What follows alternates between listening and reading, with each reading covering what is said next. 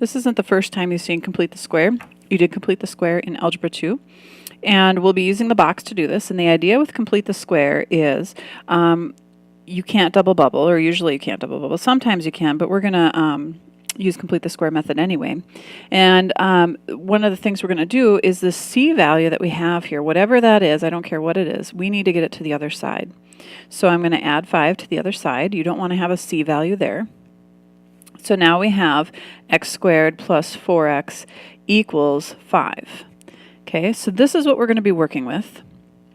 Let me get this stuff out of the way here. And I'm going to set up a box. And in this box, I am going to put what I have. Now this box equals 5.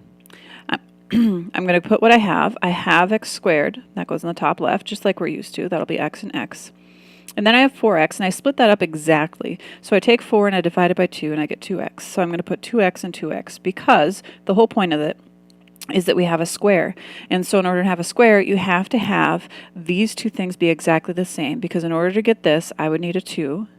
And then in order to get the other one, I would need a 2. And now if we look along the sides, we can see that we have the exact same numbers. So now we have a square. Now everything from here is in here. The 4x is right there, the 5 is right there, but you'll notice our box is empty. And this is where completing the square comes in. Because what we're going to do is we're going to fill in that box with what's appropriate. 2 times 2 is 4.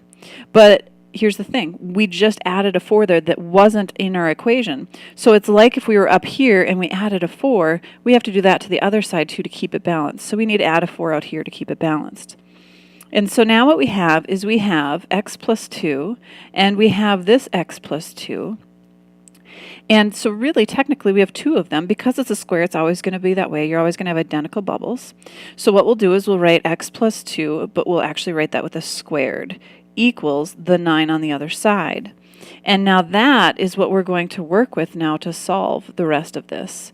And so this is what we worked on before with extracting square roots. I have a squared on both, or I have a squared right here, and so to undo that, I square root both sides. So square root and squared cancel, and now I just have x plus 2 equals, and then on the other side I have plus or minus the square root of 9 is 3. Then I subtract 2 from both sides. So now I have 3 minus 2, and I have negative 3 minus 2. So I get 1 and negative 5, and those are my two answers. Now this one we could have double bubbled, but we're trying to use complete the square.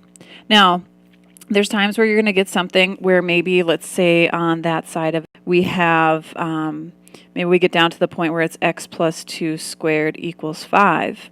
And so then we go ahead and we square root both sides, and we square root and squared cancel, and we get x plus 2 equals plus or minus the square root of 5. And then when I subtract 2 from both sides, now I'm going to have x equals a negative 2 plus or minus the square root of 5. There's nothing we can do. We can't put them together. And so we just get that answer, just like we did with extracting square roots. Now, of course, it can get more difficult.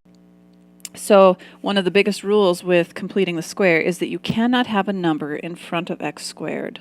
X squared has to be clean. So we've got to get rid of that 2. So I have to divide everything by 2. And you'll see what happens here is we end up having fractions. So now we have x squared plus 3 halves x minus 1 half equals 0. Again, I have to move the 1 half over. So now I have x squared plus 3 halves x equals 1 half. Okay, and I set up my square just like before. I've got my x squared there. And now I have to take that 3 halves and I have to split it up in between these two boxes. And so if we take 3 halves and we split it in half, meaning multiply by 1 half, I get 3 over 4. So now I have 3/4 x in both of them. And if you add 3/4 plus 3/4, you get 6/4, which reduces to 3 halves, so it works out. And that means I have a 3/4 here and a 3/4 here. And this equals 1 half. So then I complete my square. So 3/4 times 3/4 is 9/16. And I have to add that to both sides.